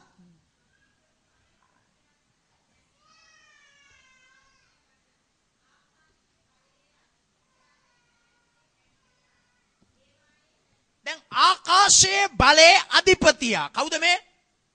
යක්ෂයා ගැන විස්තර කරන්න එපිස පොතේ. එයා කොහොමද? එතන කොහොමද? ඇඟේ අසුද්ධාත්මයක් හිටියද හූ තියාගෙන අත්ත කඩාගෙන යනවයි කියන්නේ? නෑ. හරි නේද? අර කුදු ස්ත්‍රියට වඩා වෙනස් නේද දැන් මේ කියන දේ? මෙතන කියන්නේ කොහොමද? මෙතන කියන්නේ නුඹලා පෙර කාලේ ජීවත් වුණා වගේ මේ ලෝකේ ආකාශයේ බලයේ අධිපතියාගේ කැමැත්තේ හැටියට උඹලගේ ජීවිතේ අරගෙන ගියා. ඒ කියන්නේ අපේම වචන අර කිව්වා වගේ ක්‍රියාවන් කැමැත්ත පාවිච්චි කරලා අපේ කැමැත්ත යක්ෂයාගේ කැමැත්ත ඉෂ්ට කිරීමට පාවිච්චි වෙන විදියට අපිව මෙහෙවන්න සලස්වලා උගේ කැමැත්ත ඉෂ්ට කරන පුතෙක් කරගන්නවා ඉබේම. දැන් ඒ පුතා පල්ලි එනවා.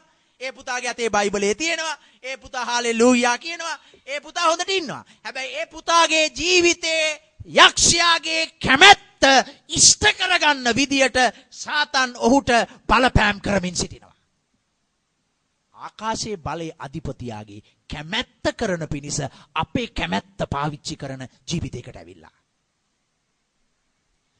පවුල් කියනවා දෙවියන් වහන්සේ ඔහුව කැඳෙව්වා කියලා අන්ධකාරයෙන් ආලෝකයටත් දෙවනි කාරණේ අපි බලමින් ඉන්නේ මොකද්ද? සාතන්ගේ බලයෙන් දෙවියන් වහන්සේ වෙතට සම්පූර්ණ හැරෙන පිණිස.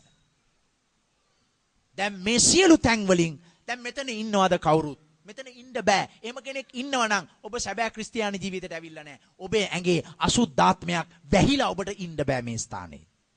හලෝ. කවුරු හරි රංගපාන්න පුළුවන්. පව් කලාමත් රංගපානවනේ අසුද්ධාත්මයක් මට වැහුණා වගේ. එහෙම ඒවා තියෙනවා. මම අයියෝ ඕන තරම් දැකලා තියෙනවා. මම ඇඟිලි ගන්නට මට පෙන්වන්න පුළුවන් මේ එහෙම අවස්ථාවන්. සමහර වෙලාවට අපි ජීවිතයේ අන්ත දෙවියන් වහන්සේට විරුද්ධ පව් කරලා අපි දෙවියන් වහන්සේට විරුද්ධව ජීවිතේ හැසිරීලා ඒක වහගන්න අසුද්ධාත්මයක් අපේ ඇඟේ ඉන්නවා වගේ අපි විවිධ ක්‍රියාවන් කරන්න පුළුවන්. දැන් ඒවා සුද්ධාත්මයන් වහන්සේගේ ආත්ම විමසීමේ දීමනාවල් තියන අයට හොඳට තේරෙනවා. ඒ නිසා කතා කරලා කියන්න පුළුවන් හලෝ බ්‍රදර් නැගිටලා කාලා ගෙදර යන්න. හලෝ සිස්ටර් නැගිටලා පසුතැවිලි වෙලා සමාවිල්ලගෙන කියන්න මං ඔබව කිලුටු කළා මට සමා වෙන්න කියලා සමාවිල්ලගෙන ගෙදර යන්න.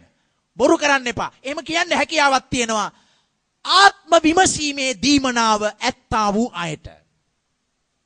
ඒ නිසා ඒක නෙවෙයි මම කියන්නේ. මේ කියන්නේ අසුද්ධ ආත්මයක් සැබවින්ම ඔබේ ඇඟේ වැහිලා ඉන්නවද? එහෙම කවුරුත් මෙතන ඉන්න බෑ. අද දවසේ මේ බලන අයගේ මූණු දිහා බලද්දි මන් දන්න තරමට නම්. හරිද? අර කුදු ස්ත්‍රියගේ තත්ත්වයේ ඔබ සිටින්න ඉඩ තියෙන්න පුළුවන්. සිනගෝගේ අවුරුදු ගාණක් හිටපු කෙනෙක්. ඊළඟට එපීස පොතේ කතා කරනවා වගේ ආකාශයේ බලයේ කැමැත්ත උගේ කැමැත්තට ඔබේ කැමැත්ත අවනත කරලා දිගටම කරගෙන යනවා යකාට ඕන දේ. ඒ තැනත් ඔබ සිටින්න පුළුවන්. ඔබේ ක්‍රිස්තියානි ජීවිතය කියන්නේ මොකද්ද? අන්ධකාරයෙන් ආලෝකයටත් සාතන් ඔබව අරගෙන යන ඔය දෙයින් දෙවියන් වහන්සේ වෙතටත් හරියටම හැරෙන්න ඔබ වග බලා ගන්න අවශ්‍යයි. නැත්තම් ඔබගේ ජීවිතයට විනාශය කොයි මොහොතේ යක්ෂයා දීර්ඝව අල්ලගෙන ඔබ සිටිනවා නම් ගෙනෙයිද කියලා කියන්න පුළුවන් කමක් නැහැ. බයිබලයේ කියන උගේ කාර්මුණයි තියෙන්නේ කියලා. ඌ අරමුණත් එක්ක විතරයි ජීවත් වෙන්නේ. සොරා එන්නේ සොරකම් කරන්නටත් මරන්නටත් විනාශ කරන්නටත් පමණයි. උගේ ඩියුටි එකට පැය 24ම ඌ ක්‍රියාත්මකයි. හලෝ? ඒ නිසා ඌ පැය 24ම සිහියෙන් අවදියෙන් ඉන්නේ ඒ ඩියුටි එක ඉෂ්ට කරන්න. ඒ නිසා ඔබ සිහියෙන් අවදියෙන් ඉන්න ඕනේ. මම ජේසුව අදහගත් කෙනෙක්. ඒ ආලෝකය මන් තුල තියෙනවා. සාතන්ගේ බලය මට අයිති නෑ. මගේ කැමැත්ත පාවිච්චි කරන්නේ මං දෙවියන් වහන්සේගේ කැමැත්ත ඉෂ්ට කරන්න. අන්න එවැනි තීරණයකින් යාඥා කරන, নমස්කාර කරන කුඩා කණ්ඩායම් වේවා, දේශනාවන් වලට වේවා ඔබ සවන් දෙන කෙනෙක් විය යුතුයි. මෙන්න ක්‍රිස්තියානි ජීවිතය. පාවුල් අපිට කතා කරන ක්‍රියා 26:18 ඔබට පේනවද සැබෑ ක්‍රිස්තියානි ජීවිතය අපිට පෙන්වලා තියෙනවා.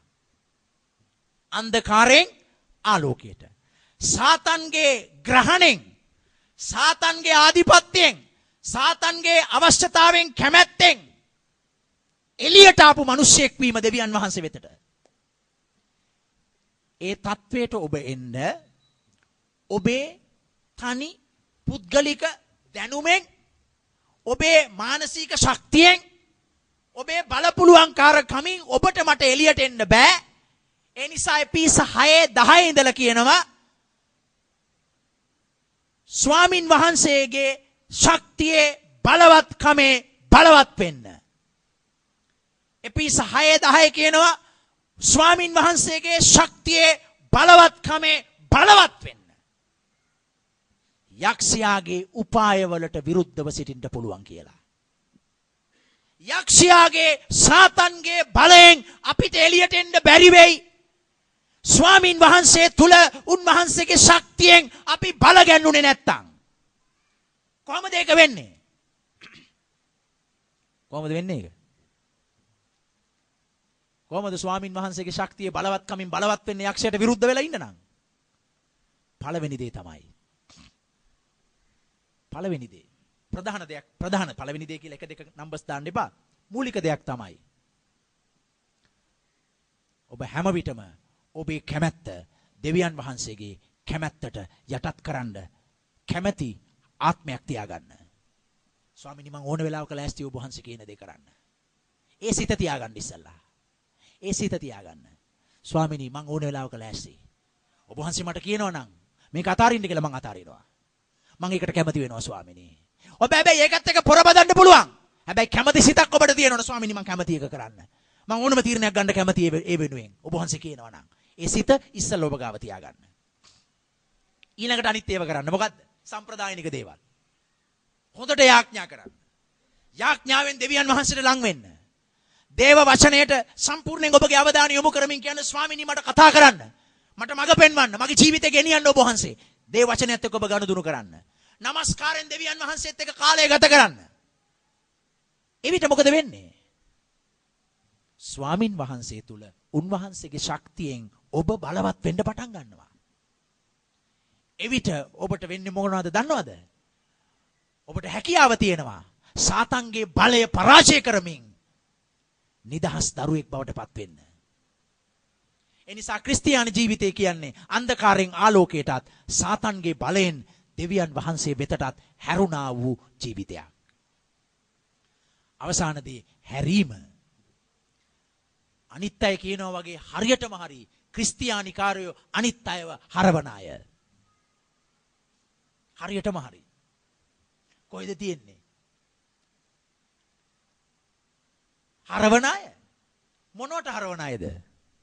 පල්ලියකට හරවන අය නෙවෙයි. සභාවකට හරවන අය නෙවෙයි. ආගමකට හරවන අය නෙවෙයි. අන්ධකාරයෙන් ආලෝකයේ වෙතට හරවන අය. හලෙලූයා. හරවන්න තමයි උන්වහන්සේ අපි එවලා තියෙන්නේ. අනිවාර්යෙන් හරවනවා. ඇයි? පාවුල් කියනවා මාව දෙවියන් වහන්සේ කැඳවලා තියෙන්නේ අන්ධකාරයෙන් ආලෝකයටත් සාතන්ගේ බලයෙන් දෙවියන් වහන්සේ වෙතටත් හැරෙන පිණිස මිනිස්සුන්ට වැඩ කරන්න කියලා. හරි නේද? අපේ සේවයේ පරමාර්ථය මොකද්ද? අන්ධකාරයේ ජීවත් වෙන මිනිස්යාව ආලෝකයේ වෙතට නිදහස් කර ගැනීම. සාතන්ගේ බලය තුල ජීවත් වෙන මිනිස්යාව එතනින් ගලවගෙන දෙවියන් වහන්සේ වෙතට ලං කරන එක. ඒක තමයි ක්‍රිස්තියානි ජීවිතය කියන්නේ. ක්‍රිස්තියානි සේවය කියන්නේ. ඒ නිසා ප්‍රේමවන්ත සහෝදර සහෝදරී අපි මේ උදෑසනදී එක දෙයක් කල්පනා කරන්න ඕනේ. ඒ තමයි මම ඇත්තටම ආලෝකයේ තුලද සිටින්නේ? මම ඇත්තටම ජේසුස් තුලද ඉන්නේ? මට පේනවද පැහැදිලිවම ඔව් ස්වාමිනී මට සමා වෙන්න මේක මං ඔබ වහන්සේට විරුද්ධව කරමින් ඉන්නේ. මං ඔබව සුළු කරනවා මෙතනදී. මං ඔබ වහන්සේව අගෞරව කරනවා මෙතනදී ස්වාමිනී මට සමා වෙන්න. මට ඒක පේනවා ස්වාමිනී. ඒ ආලෝකයේ තුල නම් ඉන්නේ. ඔබට පේන්න අවශ්‍යයි ඒ දේ. ඔබට තේරෙන්න ඕන මේ මගේ කිතුණු ජීවිතේට ඒක ගැලපෙන්නේ නැහැ. මට පේනවා ඒක හොඳට. ඊළඟට ඒක පෙනිපෙනි අර විදියට කිව්වා වගේ වචන ක්‍රියාවල් පුරුදු ඇබ්බැහි ජීවිතේ සාමාන්‍ය දේ ජීවිත රටාව බවට පත් වෙලා දැන් යක්ෂයා ඔබව අල්ලගෙන ඉන්නවද? ඒකෙන් එළියට එන්න නොදී ඔබගේ මුළු ජීවිතය මේක බවට පත් වෙලා ඔබට කොච්චර පෙනුනත් කොච්චර දැනුනත් කොච්චර ඔබ දෙවියන් වහන්සේගේ හඬ ඇහුවත් ඔබගේ අතක්වත් උස්සන්න යක්ෂයා දෙන්නේ නැහැ. ඒ තරමටම ඔබගේ කැමැත්ත යක්ෂයා අල්ලගෙන ඔබ වහලෙක් කරලා ඔබ සම්පූර්ණ සිරකරුවෙක් කරලා තියාගෙන ඉන්නවද? සාතන්ගේ බලයෙන් දෙවියන් වහන්සේ වෙතට හැරෙන්න ඕන. ඒ නිසා ඔබ නිදහස් නිවහල් ක්‍රිස්තියානිකාරයෙක් විය යුතුයි. අන්නේ නිදහස් නිවහල් ජීවිතයකට තමයි දෙවියන් වහන්සේ ඔබවත් මාවත් කැඳවලා තියෙන්නේ. ඒක තමයි ක්‍රිස්තියානි ජීවිතය. අන්ධකාරයෙන් ආලෝකයට. සාතන්ගේ බලයෙන් දෙවියන් වහන්සේ වෙතට. දැන් අපිට තියෙන සේවය තමයි මේ දේශනා ටික හැමදාම අහගෙන බොහොම ලස්සන දේශනාවල් ටිකක් කරනවා. අනේ හරිමසෝක් දෙවියන් වහන්සේට ස්තුති වේවා කියලා ගෙදර යන එක නෙවෙයි. මේ පණිවිඩය අහන ඔබ සෑම කෙනෙක්ටම දෙවියන් වහන්සේ සේවයක් දීලා තියෙනවා. ඒ තමයි ඔබ මා ජීවත් වෙන මේ ලෝකේ අන්ධකාරයේ ජීවත් වෙන මිනිස්යාව ආලෝකය වෙතට ගෙනීමේ වගකීම දෙවියන් වහන්සේ අපට දීලා තියෙනවා. ඒ ඇස් දෙකවත් ඇරිලා තියෙන්න ඕන. ඔය අනිත් ක්‍රිස්තියානියට වඩා අපේ. අපිව දෙවියන් වහන්සේ තියලා තියෙන්නේ මේ ගමේ තියෙන අන්ධකාරය පරාජය කරමින් ජේසුස් වහන්සේගේ ආලෝකය ප්‍රකාශ කරන්න. ඒ සේවය ඔබත් මාත් කරන්නම අවශ්‍යයි. සාතන්ගේ ග්‍රහණයන් වල ජීවත් වෙන මිනිස්යන්ව ජේසුස් ක්‍රිස්තුස් වහන්සේ වෙතට නිදහස් කරන්න අවශ්‍යයි. ඒක තමයි දෙවියන් වහන්සේ ඔබටත් මටත් දීලා තියෙන සේවය. ඒ නිසා ඔබ මොන රැකියාවක් කරමින් ජීවත් වුණත් ඔබ මොන ශ්‍රේෂ්ඨයක හිටියත් මොන වැඩ කටයුතු වල ඔබ යෙදී සිටියත් මොන වගකීමක් ඔබට තිබුණත් දෙවියන් වහන්සේ ඔබවත් මාවත් කැඳවලා තිබෙනවා. අන්ධකාරයෙන් ආලෝකයටත් සාතන්ගේ බලයෙන් දෙවියන් වහන්සේ වෙතටත් මිනිස්යන්ගේ ජීවිත නිදහස් කරන්න. ආමෙන්. ඒ නිසා මේ ස්ථානයේ කරන හැම ඒ දින 40 නිරාහාර යාඥාවකම අවධානය වෙන්න ඕන. ස්වාමිනී ඒ දේ ඔබ වහන්සේ කරන්න මිනිස්යන්ගේ ජීවිතවල. මේ ගමේ ඒ දේ ඔබ වහන්සේ කරන්න. තව දවස් කීපයයි ඒ නිරාහාර යාඥාව අවසන් වෙන්න තියෙන්නේ. අනේ ඒ යාඥාවට නම තියන අයත් නැහැ, නම තියන අයව දකින්නෙත් නැහැ, නම තියන අය ඉන්නවද නැද්ද දන්නෙත් නැහැ. සමහරක් වෙලාවට ඒ යාඥාවට කවුරුත් ඇත්තෙත් නැහැ වගේ පේන වෙලාවල් තියෙනවා. දෙවියන් වහන්සේ ඔබට දීලා තියෙන වගකීම තමයි අන්ධකාරයේ සාතන්ගේ බලයෙන් තුල ජීවත් වෙන මිනිස්සයව නිදහස් කරන එක. ඒක අපිට එක පැත්තකින් යාඥාවෙන් අපි දන නමන්න ඕන කාරණාවක්. යාඥාවෙන් දන ගසන්න ඕන කාරණාවක්. අපි ගැලවීම ලැබුවා අපිට හරි සන්තෝසයි. නමුත් අපි මේ ගම නිදහස් කරන්න නම් අපි දන ගහන්නම අවශ්‍යයි. පැය 24 යාඥාවන් වල අපි සීලු දෙනා දන ගහන්න අවශ්‍යයි. ස්වාමිනේ ඒ දේ ඔබ වහන්සේ කරන්න කියලා. එවිට දෙවියන් වහන්සේ පුදුම දේවල් කරන්න පටන් ගන්නවා. හැම කෙනෙක්ම අන්න ඒක තමයි අපේ සේවය කියන එක අපේ ඔළුවේ තියෙන්න ඕන. කවුරුත් හිතන්න එපා. ඉතින් මම පූර්ණ කාලීන නෙවෙයිනේ. මේකට කාලීන කියලා දෙයක් නැහැ. මේක සදාකාලිකවම අපිට ජේසුස් වහන්සේගේ දෙවෙනි පැමිණීම දක්වා අපි හැමෝම කරන්න තියෙන කාර්යයක්. ඔබේ ළඟ ගෙදර ඉන්න කෙනාට ජේසුස් වහන්සේගේ ආලෝකය ගැන ප්‍රකාශ වෙන්න. ඔබේ ළඟ ඉන්න ඔබවත් එක්ක කතා බහ කරලා ඇසුරු කරන අයට ජේසුගේ ආලෝකය ප්‍රකාශ වෙන පිණිස ඔබ ක්‍රියා කරන්න. හැකිනම් වචනත් ඒ උදෙසා පාවිච්චි කරන්න. වචන නැත්තම් හොඳම දේ ක්‍රියාවල් පාවිච්චි කරන්න. ඒක දීර්ඝ කාලීනව ලොකු බලපෑමක් බවට පත් වෙයි. ඒ නිසා අපේ ජීවිතයත් අපේ සේවයත් කියන්නේ මෙන්න මේ දේ. අපි සීලු දෙනා නැගිටිමු ස්වාමින් වහන්සේගේ පාමුල. අපි නැගිට අපි යාඥා කරමු උන්වහන්සේට. මොනවා ගැනද අපි යාඥා කරන්න යන්නේ? මොනවද අපි ඉල්ලන්න ඕනේ? පළවෙනි දේ තමයි අපි ඉල්ලන්න ඕන දේ. අපට දුන්නු මේ කිතුණු ජීවිතය සැබෑ ක්‍රිස්තියානි ජීවිතයක් ලෙස පවත්වාගෙන යන්න ඔබ වහන්සේ අපට උපකාර කරන්න කියලා අපි ඉල්ලන්න අවශ්‍යයි. පළවෙනි දේ අන්ධකාරයෙන් ආලෝකයේ වෙතට ආපු දරුවෙක් හැටියට ජීවත් වෙන්න. අපේ ජීවිතවල අපට ශක්තිය උන්වහන්සේ දෙන්න කියලා අපි ඉල්ලන්න අවශ්‍යයි. අනිත් එක අපිට පේනවා නම් ඔව් මට තේරෙනවා ඒක වැරදි කියලා. ඔව් වැරදි කියලා මට පේනවා ඒත් ඇයි මේ මාවම මේ තත්වෙට ඇදගෙන යන්නේ? ඔබට එහෙම තත්වයක් පේනවා නම් ඔබට දැනෙනවද? ඒක ඔබේ ජීවිත පුරුද්දක් ඇබ්බැහිවීමක්. ඒක ඔබේ ජීවිත රටාවක් බවටම පත් වෙලා ඔබ ජීවිතේ නිදහස් වෙන්නේ නැති කෙනෙක් බවට පත් වෙලා ඔබ ගමන් කරනවා කියලා. සමහර විට එවැනි තත්වයන් තුල යක්ෂයට හැකියාවක් තියෙනවා මනුස්ස ජීවිත අල්ලගෙන ක්‍රියා කරන්න මනුස්සයාගේ කැමැත්ත පාවිච්චි කරමින්. එවැනි තත්වයක් තුල ඔබ ගමන් කරමින් සිටිනවා නම් ඔබ කියන ස්වාමිනී මට අවශ්‍යයි ඒ යක්ෂයාගේ බලයෙන් දෙවියනි ඔබ වහන්සේ වෙතට හැරෙන්න මට උවමනාවක් තියෙනවා. මට උපකාර කරන්න ඔබ වහන්සේ. මාව ස්පර්ශ කරන්නේ සඳහා. මගේ මනස ස්පර්ශ කරන්න. මගේ කල්පනාවන් මගේ නුවණ ස්පර්ශ කරන්න ඔබ වහන්සේ. දෙවියන් වහන්සේගේ අනුග්‍රහය නැතුව කවදාවත් අපිට ජය ගන්න බෑ. සුද්ධාත්මයන් වහන්සේගේ බලය නැතුව අපිට කවදාවත් නිදහස් වෙන්න බෑ. ඒ නිසා අපි ඉල්ලන්න අවශ්‍යයි උන්වහන්සේගෙන්. අපි සියලු දෙනා දැස් වසා ගමු උන්වහන්සේගේ පාමුල.